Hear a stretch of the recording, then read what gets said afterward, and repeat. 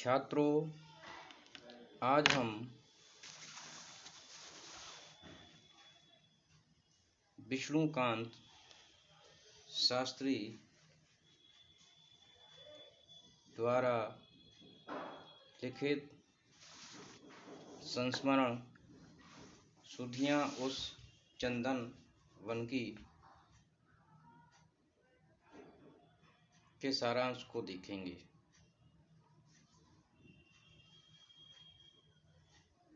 सुधियाँ उस चंदन वन की विष्णुकांत शास्त्री द्वारा लिखा गया संस्मरण है। ये संस्मरण हिंदी साहित्य के मूर्धन्य साहित्यकार आचार्य हजारी प्रसाद द्विवेदी जी के निधन पर आधारित है। आचार्य हजारी प्रसाद द्विवेदी के निधन के पश्चात विष्णुकांत शास्त्री द्वारा ये संस्मरण उनके लिए समर्पित है।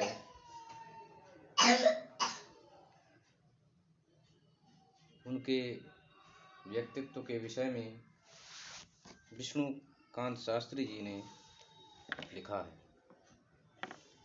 विष्णुकांत शास्त्री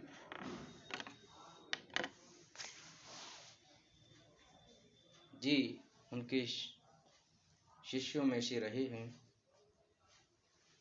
डॉक्टर नामवर सिंह भी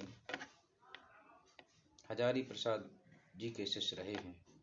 न जाने कितने ऐसे शिष्यों के रूप में हजारी प्रसाद द्विवेदी जी उनकी विचारधारा के रूप में आज भी मौजूद हैं। ये अलग बात है कि उनका पार्थिव शरीर हमारे बीच नहीं है। तो आइए छात्रों, अब हम उनके जीवन की विशेषताओं के विषय में जानेंगे। तो सबसे पहले बिंदु है यश शरीर में जीवित आचार्य हजारी प्रसाद द्विवेदी। विष्णुकांत शास्त्री जी ने आचार्य हजारी प्रसाद द्विवेदी जी के विषय में लिखा है, मनुष्य केवल अपनी काया में ही नहीं जीता, वह अपनी कृति में जीता है, कीर्ति में जीता है, संतति में भी जीता है।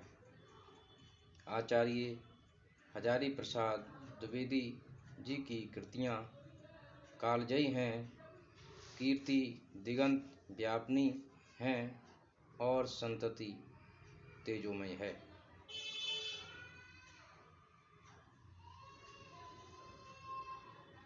यह कथन आचार्य हजारी प्रसाद द्विवेदी जी पर बिल्कुल सटीक और उचित बैठता है, क्योंकि व्यक्ति भले ही शरीर को छोड़ जाता है, भले ही उसका शरीर मिट्टी में मिल जाता है, लेकिन उसकी विशेषताएं, उसकी विचारधारा और उसका व्यक्तित्व लोगों पर अमिट छाप छोड़ देता है और उन लोगों के माध्यम से वह व्यक्ति सदैव जीवित रहता है। आचार्य हजारी प्रसाद द्विवेदी जी के विषय में जानकी वल्लभ शास्त्री जी की पंक्तियाँ भी उचित बैठती हैं। जानकी वल्लभ शास्त्री जी ने लिखा है कि फूल की पहचान सरस सुबास केवल, फूल की पहचान सरस सुबास केवल, आज मुक्त दिखता नहीं विश्वास केवल।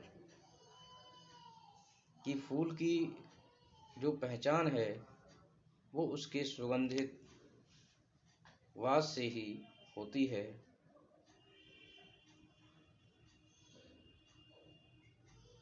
भले ही पुष्प दिखाई दे न दे, लेकिन उसकी सुगंधी उसका आभास कराती है। उसी प्रकार से भले ही आज आचार्य हजारी प्रसाद द्विवेदी जी दिखाई न पड़े, लेकिन उनकी विचारधारा आज भी साहित्य में जीवित है। शिष्य और प्रशिष्यों के माध्यम से वे आज भी हम लोगों के बीच मौजूद हैं। विष्णुकांत शास्त्री का आचार्य हजारी प्रसाद द्विवेदी जी से संपर्क। आचार्य हजारी प्रसाद द्विवेदी जी से विष्णुकांत शास्त्री जी का संपर्क लगभग 27 वर्ष रहा। यद्यपि विष्णुकांत शास्त्री का संबंध कलकत्ता से और हजारी प्रसाद द्विवेदी जी का बनारस से रहा है, फिर भी इतने लंबे वक्त दोनों का घनिष्ठ संबंध रहा है और उनके व्यवहार से विष्णुकांत शास्त्री अत्यंत प्रभावित रहे।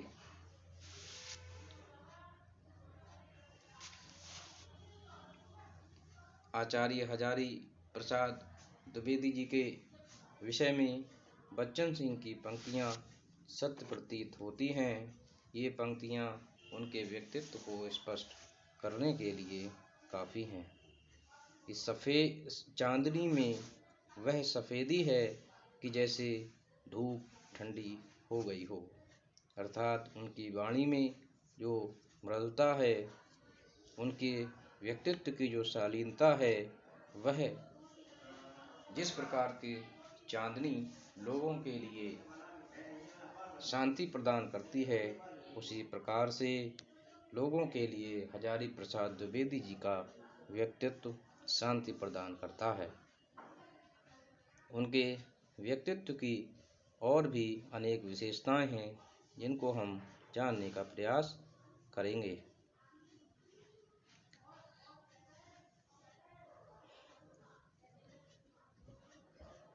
उनके व्यक्तित्व की अगली विशेषता है विनोद प्रिय एवं मस्त मौला।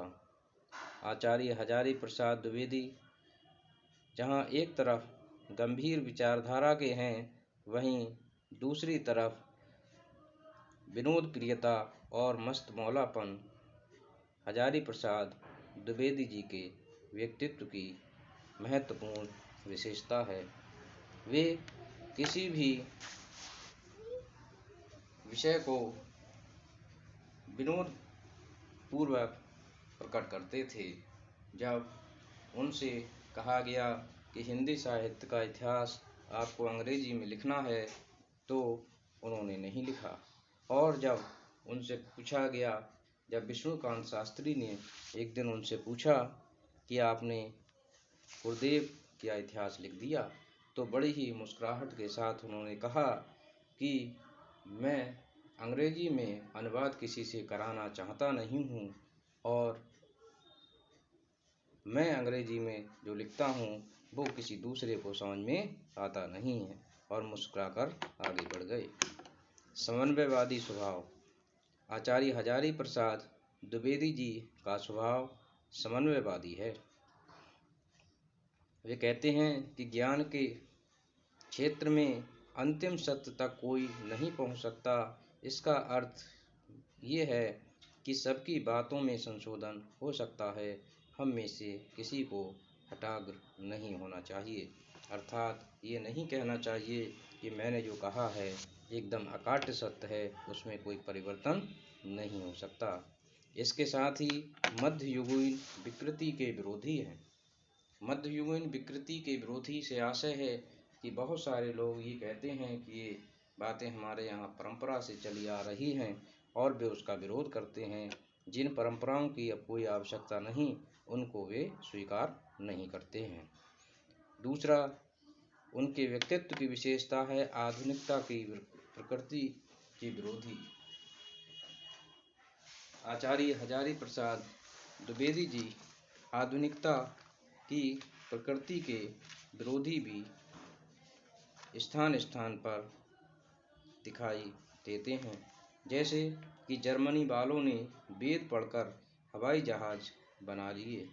ये भी बात एकदम तर्क संगत नहीं है और ऐसी अनर्गल बातों का भी समर्थन नहीं करते। नए एवं पुराने का समन्वय भी उनमें देखने को मिलता है। वह जहाँ पर पुरानी पीढ़ी का सम्मान करते हैं, वही नई पीढ़ी का भी सम्मान करते हैं, लेकिन वे उन्हीं चीज़ों को स्वीकार करते हैं जो तार्किक रूप से सही होती हैं। उसके बाद हम देखते हैं आचार्य हजारी प्रसाद द्विवेदी जी का कार्यक्षेत्र। आचार्य हजारी प्रसाद द्विवेदी जी ने काशी हिंदू विश्वविद्यालय, शांति निकेतन तथा चंडीगढ़ विश्वविद्यालय, तीनों स्थानों पर उन्होंने अपनी सेवाएं प्रदान की। काशी हिंदू विश्वविद्यालय में रेक्टर के पद पर भी रहे, परंतु उनके लिए साहित्य लेखन अधिक प्रिय रहा। प्रशासनिक कार्यों में अरुचि। काशी हिंदू विश्वविद्यालय में रेक्टर के पद पर रहकर प्रशासनिक कार्य को उन्होंने संभाला, परंतु उनके लिए प्रशासनिक कार्यों को संभालने से अच्छा अध्ययन, अध्यापन, पढ़ना लिखना अधिक प्रिय था। इस विषय में उन्होंने लिखा है कि पढ़ा पढ़ाया, लिखा लिखाया, अब क्या करना बाकी, और व्योमकेश दरवेश चलो गंगा के तट पर एकाकी। इनके लिए व्योमकेश दरवेश के नाम से भी जाना जाता है। आचार्य हजारी प्रसाद द्विवेदी पर प्रभाव। आचार्य हजारी प्रसाद द्विवेदी जी पर कवि कुलगुरु रविन्द्रनाथ टैगोर एवं महामना मदन मोहन मालवीय दोनों का प्रभाव देखने को मिलता है। अगला बिंदु है मानवता के पक्षधर। जब विष्णुकांत शास्त्री एक बार विधायक बनकर इनसे मिलने पहुंचे तो उन्होंने समझाया। उन्होंने कहा कि राजनीति में आ ही गए हो तो भागने को नहीं कहूँगा, इसका भी स्वाद ले लीजिए, पर याद रखिए कि इसमें डूबने वाले की मनुष्यता प्रायः डूब जाती है, उसे बचाए रखिए। ये साहित्य ही है जिसमें डूबकर पार हुआ जाता है। आपका वास्तविक क्षेत्र वही है, इसे भूल मत जाइए। तो इस प्रकार से आचार्य हजारी प्रसाद द्विवेदी जी ने विष्णुकांत शास्त्री को अत्यंत प्रभावित किया और उनके विषय में ये उन्होंने संस्मरण लिखा है। मैं समझता हूँ छात्रों कि आपने भी इसको समझा होगा। धन्यवाद।